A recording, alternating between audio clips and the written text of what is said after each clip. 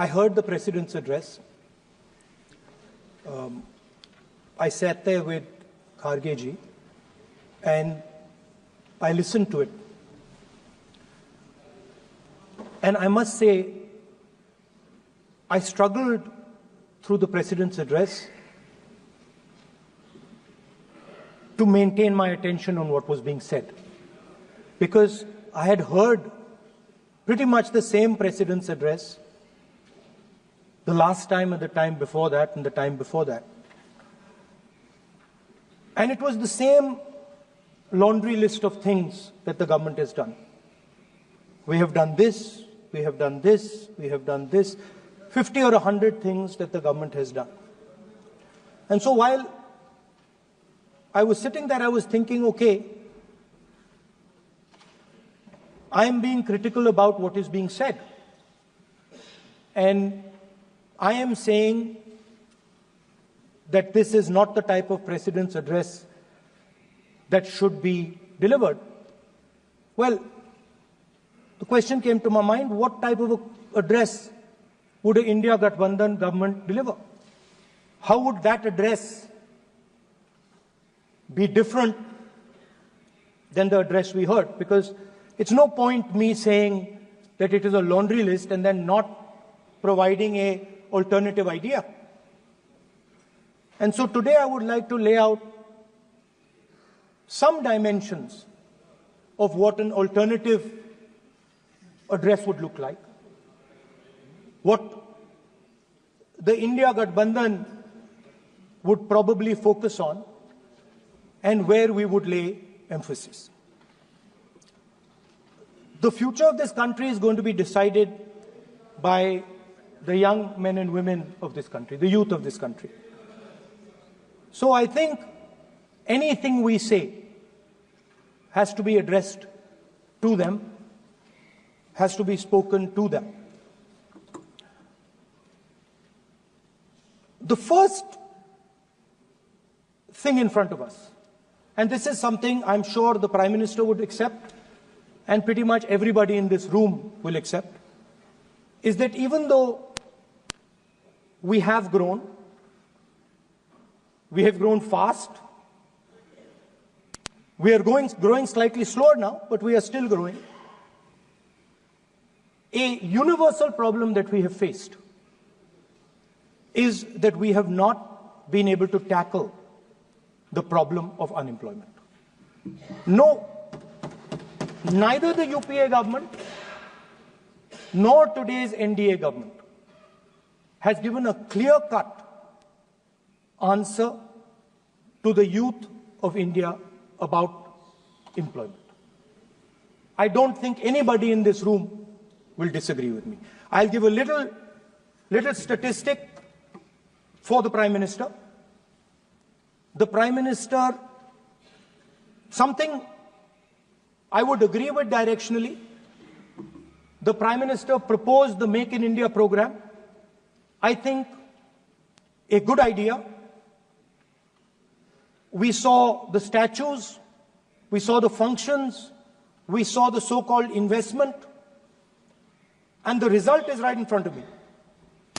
Manufacturing fell from 15.3% of GDP in 2014 to 12.6% of GDP today. That is the lowest share of manufacturing in 60 years. I'm not even blaming the Prime Minister, because I think it would not be fair to say he didn't try. I could say that the Prime Minister tried, and I think conceptually Make in India was a good idea, but it's pretty clear that he failed, because manufacturing went from 15.3% of GDP to 12.6%. So the first question that any alternative vision would answer to the youngsters of our country is, okay, what and how are we going to solve this problem of employment? Any country basically organizes two things. You can organize consumption, and then you can organize production. Modern way of saying organizing consumption is services. Modern way of saying organizing production is manufacturing. But there is more to production than simply manufacturing. For example, agriculture also is about production. Now, pretty much every government since 1990 has done a decent job on consumption, on organizing consumption. Which are the companies that organize consumption? Uber organizes consumption. Reliance organizes consumption. Adani organizes consumption. But we have, as a country, failed in organizing production. We have excellent companies that try to organize production. They are the Mahindras of this world. They are the Bajajs of this world. Part of Tata's organizes production, but the record of the country on organizing production is dismal. And essentially what we have done is we have handed over the organization of production to the Chinese. So this mobile phone, even though we are saying we make this mobile phone in India, that is not a fact. This phone is not made in India. This phone is assembled in India. All the components of this phone are made in China. The network that has produced this phone is made in China, is owned by China. So every time we use a phone, every time we wear a Chinese shirt, a Bangladeshi shirt, every time we wear a pair of Chinese sneakers, we are paying a tax to China. Because some Chinese youngster is earning a salary to make or to produce that product. So the first message I would give in a presidential address would be that India has to focus completely on production. Because if we do not focus on production and we continue to focus only on consumption, we will find that we will run huge deficits, we will increase inequality, and eventually we will run into a serious problem. Social problem because of unemployment, which we are already facing. If you look at the numbers of the amount of people who are in jail, if you look at the numbers that are spent on internal security, if you look at the numbers spent on our police forces, they're all spiraling. They're all rising. And everybody understands that social tension is on the rise in India. So now the next question comes, okay, so where is this employment going to come from? What is India going to produce?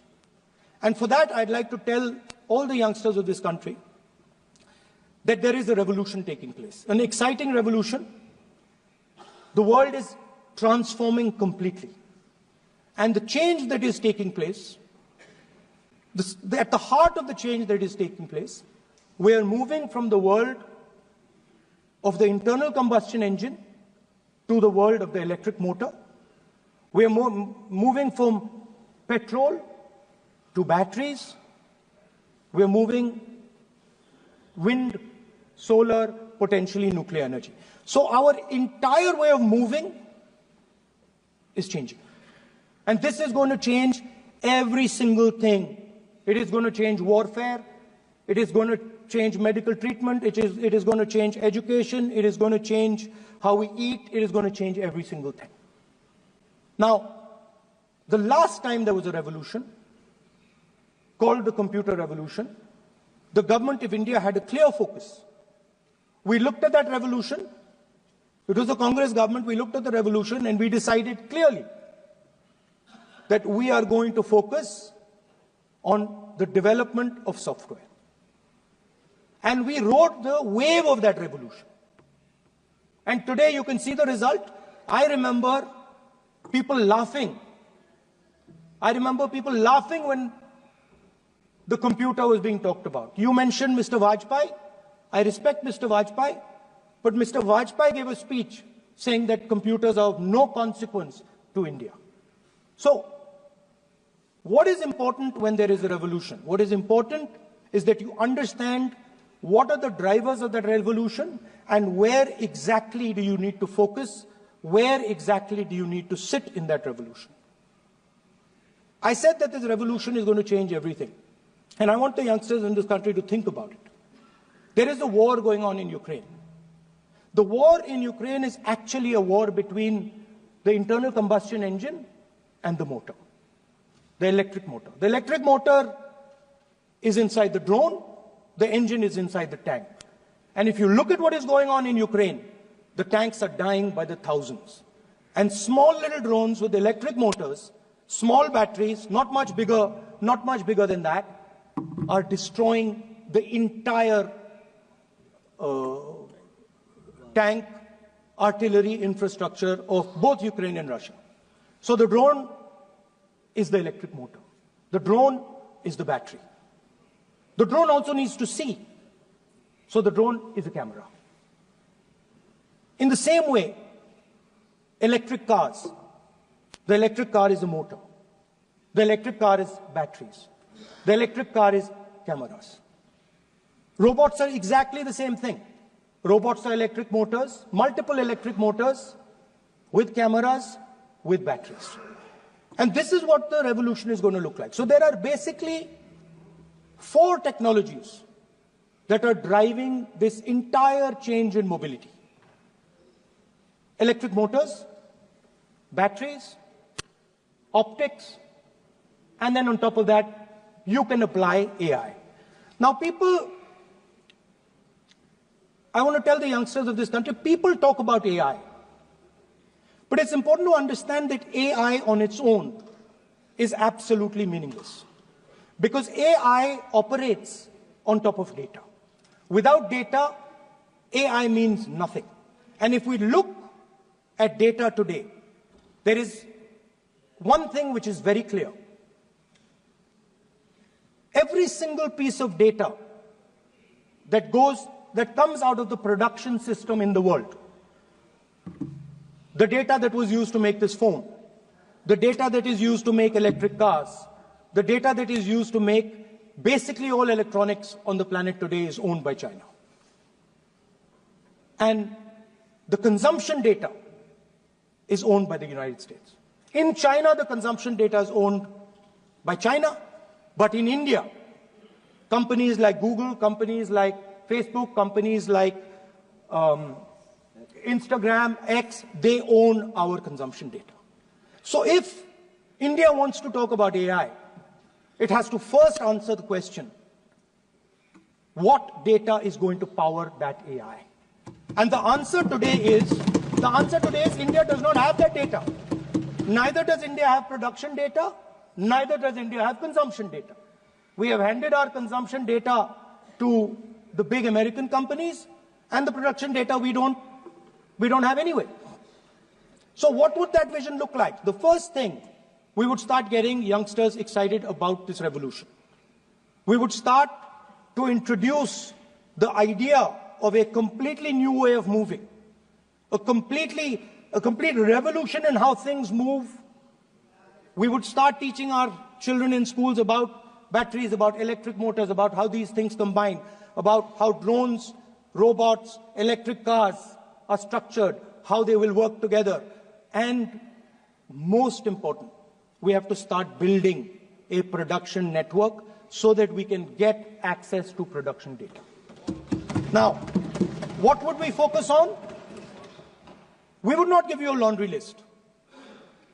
China has at least a 10-year lead on India in this space. China has been working on batteries, robots, motors, optics for the last 10 years, and we are behind. So what would our president's address say to the youngsters? We will choose critical areas in each one of these technologies, and we will start to build capabilities in those areas. The second thing we would do, we would ensure that our banking system is not captured by 2 or 3 companies that basically do not allow you to build a production system. But our banking system is open, is dynamic, and is accessible to small and medium businesses and to millions and millions of entrepreneurs who want to take part in this revolution. Our foreign policy would take into account this revolution. When we talk to the United States, we would not send our foreign minister to invite our Prime Minister to his coronation. We would not send him 3 or 4 times, please invite our Prime Minister. Because if we had a production system and if we were working on these technologies, the American president would come here and invite the Prime Minister. So it is important to understand where a...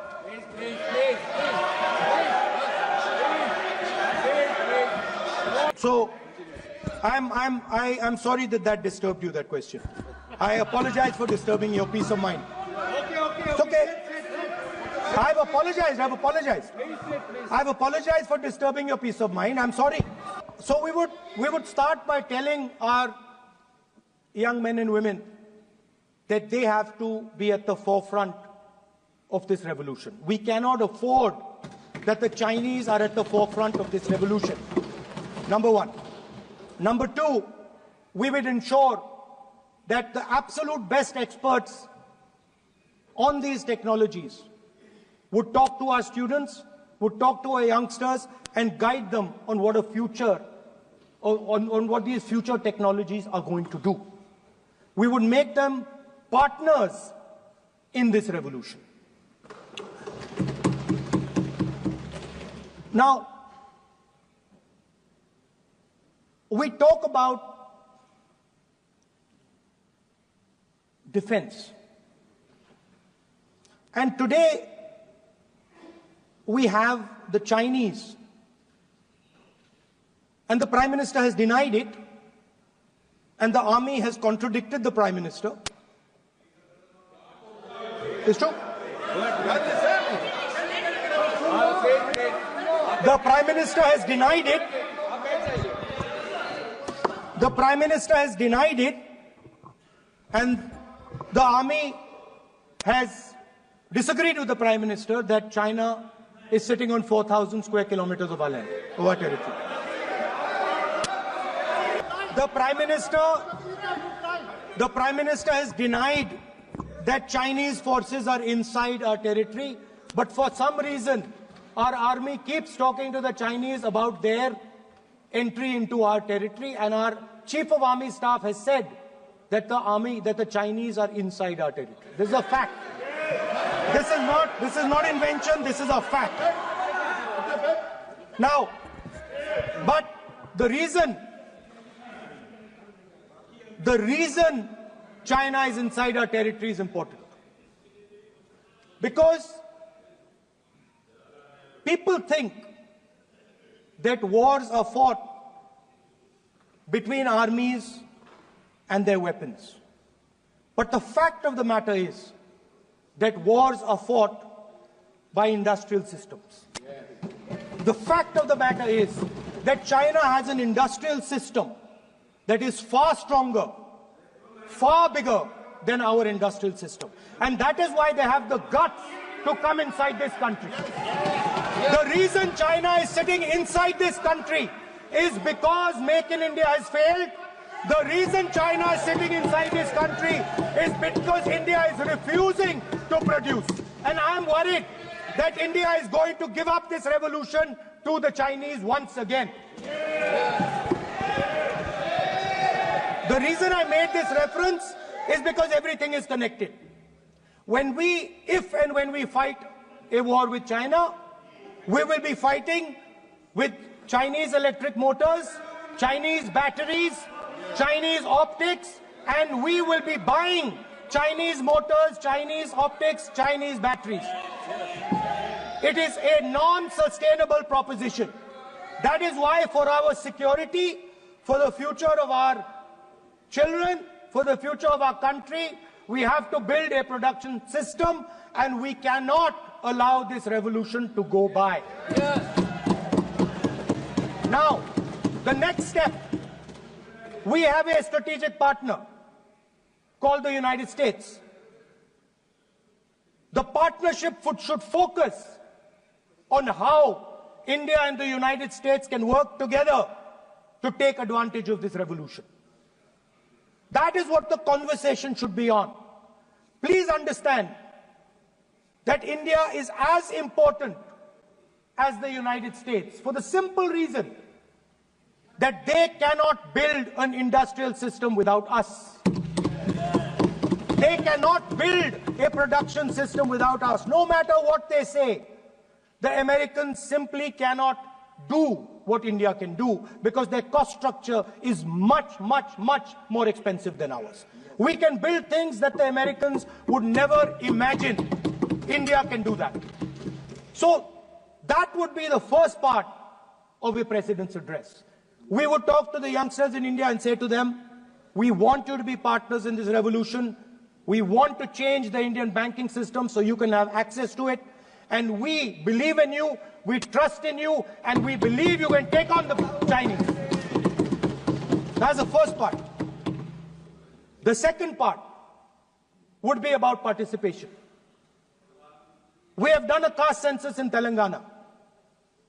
And what we have found is shocking. Almost 90% of Telangana is either Dalit, Adivasi, backward, or minority. Almost 90%. And I am convinced that that is the story across the country.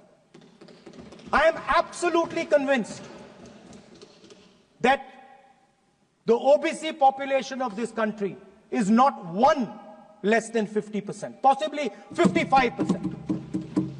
16% are Dalits, 9% are Adivasis, 15% are minorities. Last budget, there was a photograph. You remember the photograph? Of course. वो मक्खन बांटने वाली, हलवा बांटने वाली photo. मैं हैरान हो गया कि इस बार फोटो ही हटा दी.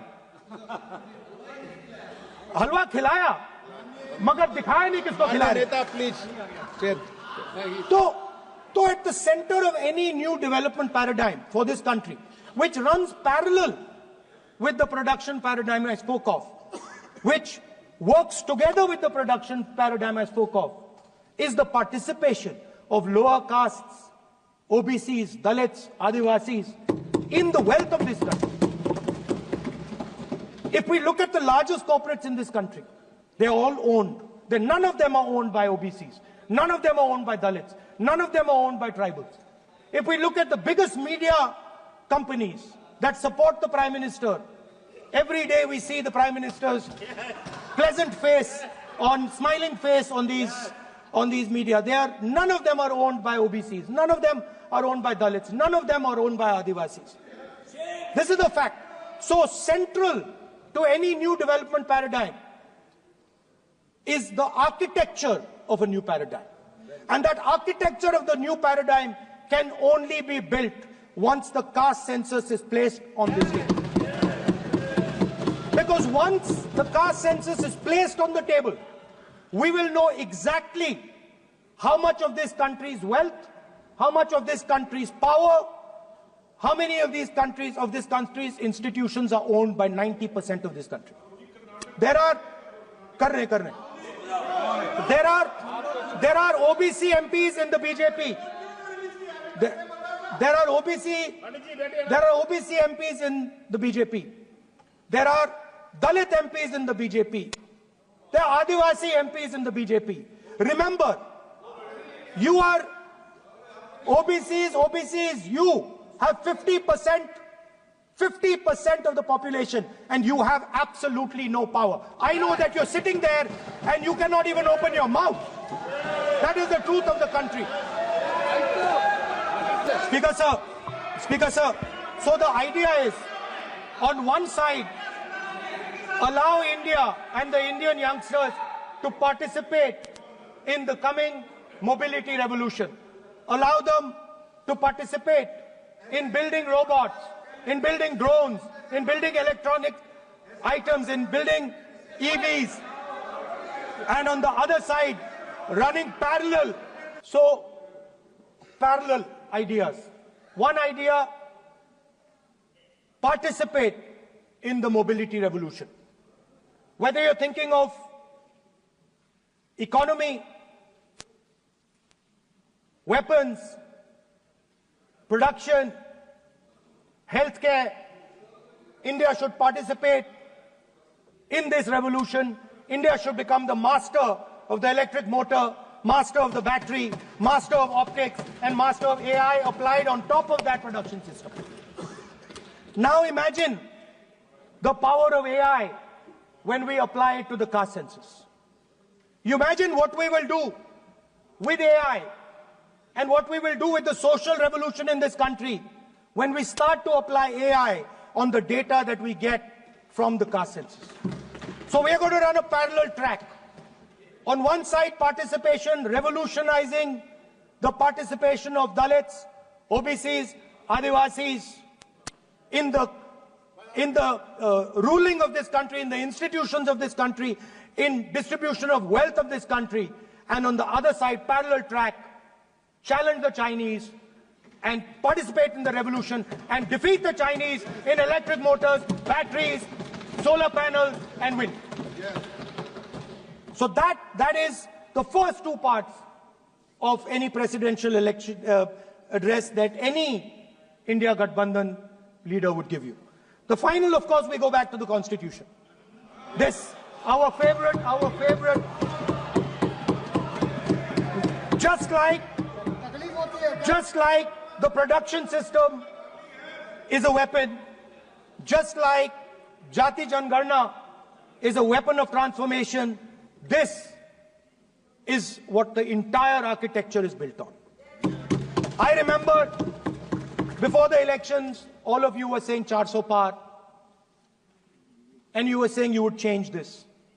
And then I was glad to see that the Prime Minister walked in and then was forced to bow his head in front of the Constitution. It was a moment of pride for all Congress people that we had explained to the Prime Minister and to the whole country that no force will dare touch this.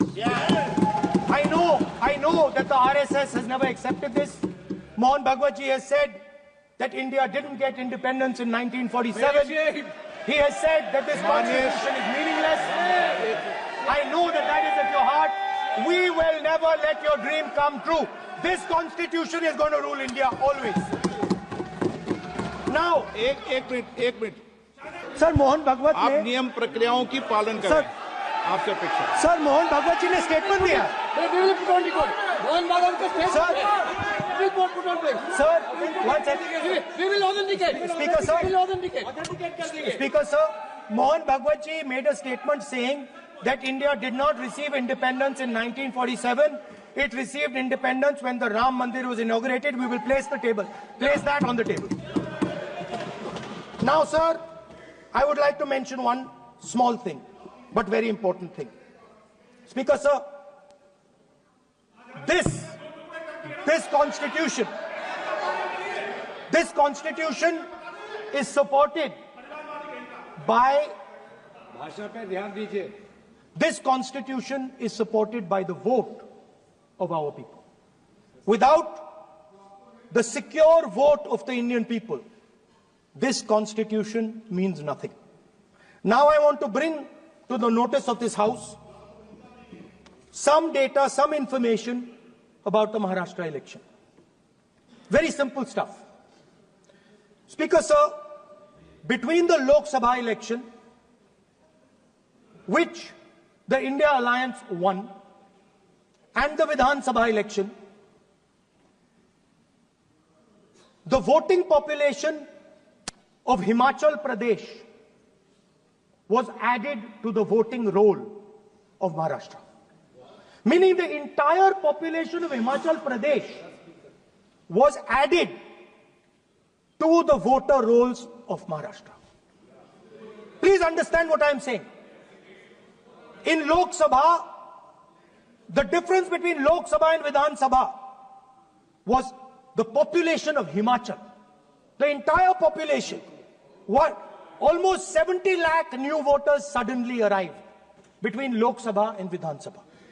Now, the most interesting part, and the Prime Minister is not looking at me. The most interesting part,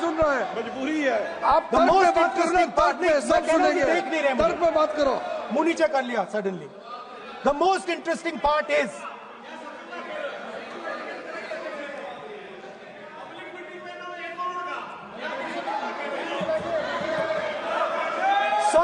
Sir, Maharashtra में more voters were added in 5 months in Maharashtra than were added in 5 years in Maharashtra.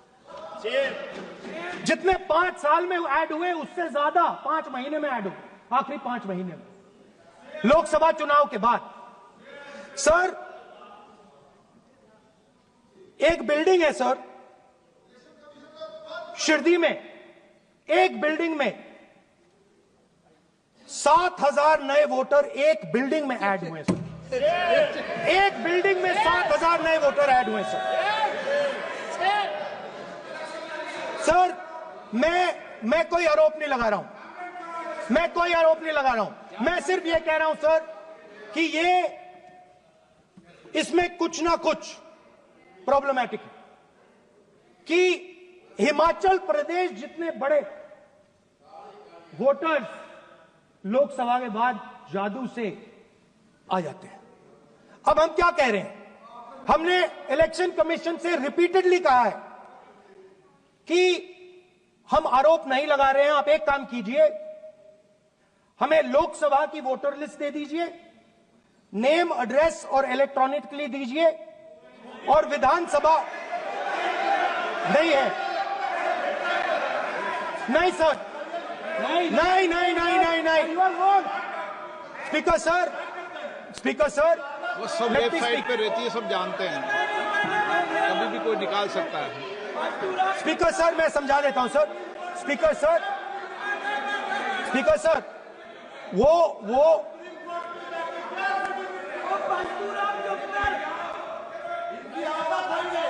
Speaker sir, we have asked, speaker sir,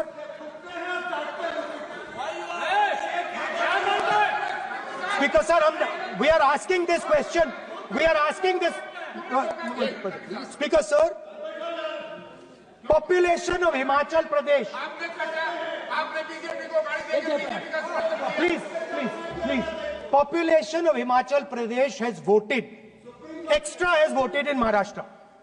We are saying to the Election Commission, please give us the names and addresses and polling booths of all the workers in the Lok Sabha and all the workers in the Vidhan Sabha, so we can calculate who these new workers are, who these new voters are. Interestingly, the new voters are mostly in the constituencies that the BJP has swept. Please understand, the new voters have been added mostly in the constituencies where BJP has swept. I am still not making an allegation. I am saying on the floor of the House that the Election Commission has to give the data of the Maharashtra elections to the Congress Party, to the Shiv Sena and to the NCP, so that we can see exactly where these voters have been added, who has been subtracted, who has been added, where they have been added. This is not a irresponsible request. This is a very simple request for them to fulfill. The reason I am saying this, sir, is because the rules have been changed. This is not just said in isolation. Speaker, sir, the election commissioner used to be chosen by the Prime Minister, Leader of Opposition, and the Chief Justice. Sir, the Chief Justice was removed from that committee. Why? Why? This is the question, sir. This is the question to the Prime Minister. Why was the Chief Justice removed from the committee? Now, in a few days, I am going to go to the meeting. I am going to go to the meeting. There's going to be Mr. Amit Shah and Mr. Modi ji. And there's going to be me. 2 to 1. Why am I even going to the meeting? What is the purpose of me going to the meeting? I am only going to the meeting to certify what Modi ji and Amit Shah ji are going to say. Right? Whereas if the Chief Justice was there, there could be a discussion. Chief Justice and Leader of Opposition could say, no, we don't agree. So, there seems to be a calculated strategy. Now, just prior to the Lok Sabha, the election commissioner was changed and 2 new election commissioners were placed. Yes. We know that the election dates were changed. Yes. We know that the elections were postponed. These are facts. These are not things I am inventing. So, in order to safeguard this constitution, the entire opposition requests the data for the Maharashtra election. We request the data and the electoral voter list for Lok Sabha and the corresponding list for Vidhan Sabha. And I am very confident that the Election Commission will not give us this information. Speaker sir, that is broadly. So the third element of our President's address would be a determined defense of India's institutions, of our democratic system, and a re-look at our entire democratic framework, and the looking again at all the institutions that have been taken away from the people of India. So those would be the type of things that we would say in a presidential address. I'd like to finally say one thing. In the last, थोड़ा बढ़ा देता हूँ. अब मैं थोड़ा और खींचूंगा. अब और खींचूंगा थोड़ा. अब और खींचूंगा. So in the last, there is a background, a philosophical background to what I am saying. Essentially, what I am saying to the youngsters of India and to this House is that instead of focusing on multiple things, instead of telling us a laundry list, give us a strategy, give us a vision, make it clear, right? Now, there is a philosophical basis to this. There is even a deep philosophical basis to this. I showed you the picture of Shivji, which you didn't allow me to show. I showed that picture for a reason. What does that picture tell us? If you look at that picture carefully, it tells us focus carefully. Do not get distracted. Do not look here and there. Do the job at hand. So there is a philosophical basis to the speech I have given. I have not told the House and the country that we will do this, and this. This is the philosophy of Shivji. Say what you have to say, but be clear that you're going to do that one thing and don't do 50, 60, 70 different things. So there is a link between our philosophical tradition, our religious tradition, and what I'm saying. And that is what India needs to do. India needs to connect the past, the values of the past. You talk about Sardar Patel ji, but you destroy Sardar Patel ji's values every day. You talk about Ambedkar ji, you destroy his values every day. You talk about Nehru ji, no, you don't talk about Nehru ji. Right? You bow in front of Buddha. You destroy what he says. So the point is, you have to be truthful to what you are, right? And it is important that when you are giving a way forward to the nation, there is clarity of purpose. There is no hatred, there is no violence, there is no anger, because these things are destroying our country. So my speech has not been angry, has not been nasty. My speech has been very polite, very kind, and I thank the Prime Minister for coming and listening to it. Don't miss out. Log on to oneindia.com for more updates.